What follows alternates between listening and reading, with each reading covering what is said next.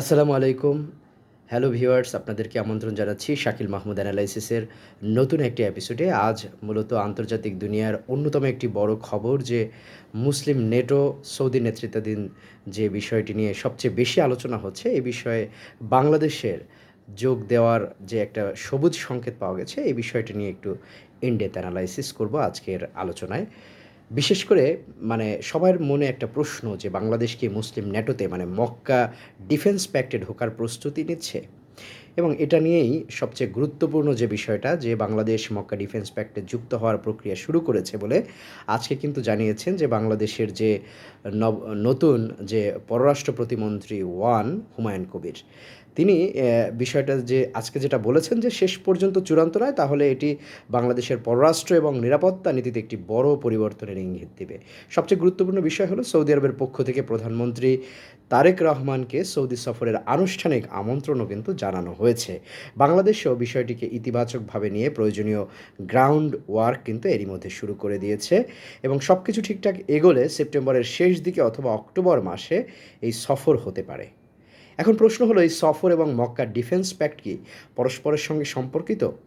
কারণ সম্ভাবনা কিন্তু উড়িয়ে দেওয়া যায় না, কারণ সৌদি আরব, পাকিস্তান এবং তুরস্ক এই তিন দেশের সঙ্গে বাংলাদেশের সম্পর্ক ইতিমধ্যে গুরুত্বপূর্ণ পর্যায়ে রয়েছে। আর বাংলাদেশ যদি এই নিরাপত্তা কাঠামোর অংশ হয়, তাহলে ঢাকার কৌশলগত গুরুত্ব অনেক বেড়ে যাবে।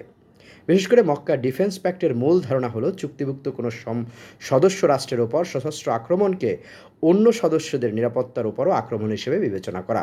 অর্থাৎ কোনো সদস্য রাষ্ট্র আক্রান্ত হলে অন্য সদস্যরা সম্মিলিতভাবে তার পাশে দাঁড়ানোর প্রতিশ্রুতি দেবে এবং এই এটিকে ন্যাটোর আর্টিকেল 5-এর সঙ্গে তুলনার সুযোগ কিন্তু তৈরি করেছে।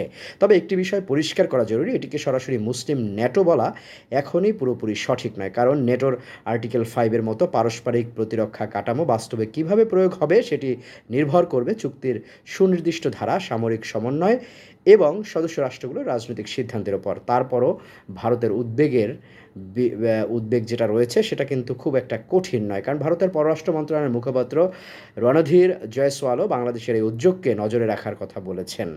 কারণ সম্ভাব্য এই জোটে পাকিস্তান ও তুরস্কের মতো দেশ রয়েছে যাদের সঙ্গে ভারতের সম্পর্ক সবসময় স্বস্তিদায়ক নয়। এর সঙ্গে বাংলাদেশ যুক্ত হলে ভারত মহাসাগরীয় অঞ্চল এবং দক্ষিণ এশিয়ার নিরাপত্তা সমীকরণে নতুন একটি মাত্রা যুক্ত হতে পারে। আর এখানেই আসে দিল্লির আরেকটি হিসাব। ভারত চাইবে বাংলাদেশ যেন তার নিরাপত্তা এবং কূটনৈতিক অবস্থান নির্ধারণে ভারতের সঙ্গে একটি ভারসাম্যপূর্ণ সম্পর্ক বজায় রাখে। অন্যদিকে ঢাকা যদি সৌদি, পাকিস্তান, তুরস্কের সঙ্গে আরও ঘনিষ্ঠ নিরাপত্তা কাঠামোয় যায়, তাহলে বাংলাদেশের কৌশলগত স্বাধীনতার পরিসর বাড়বে। তাই প্রধানমন্ত্রী তারেক রহমানকে ভারত সফরে নেওয়ার জন্য দিল্লির আগ্রহকে শুধু সৌজন্য সফর হিসেবে দেখলে হয়তো পুরো চিত্রটি বোঝা যাবে না। এখানে আরও একটি বিষয় রয়েছে যে আলোচনায় রয়েছে হাসিনার বাংলাদেশে ফেরানোর ইস্যু। বাংলাদেশের অভ্যন্তরীণ রাজনীতিতে হাসিনার ভবিষ্যৎ নিয়ে নানা আলোচনা থাকলেও ভারতের জন্য বিষয়টি এখন মূলত একটি কূটনৈতিক দর কষাকষির হাতিয়ার হিসেবে কতটা কার্যকর সেটি কিন্তু একটা গুরুত্বপূর্ণ প্রশ্ন।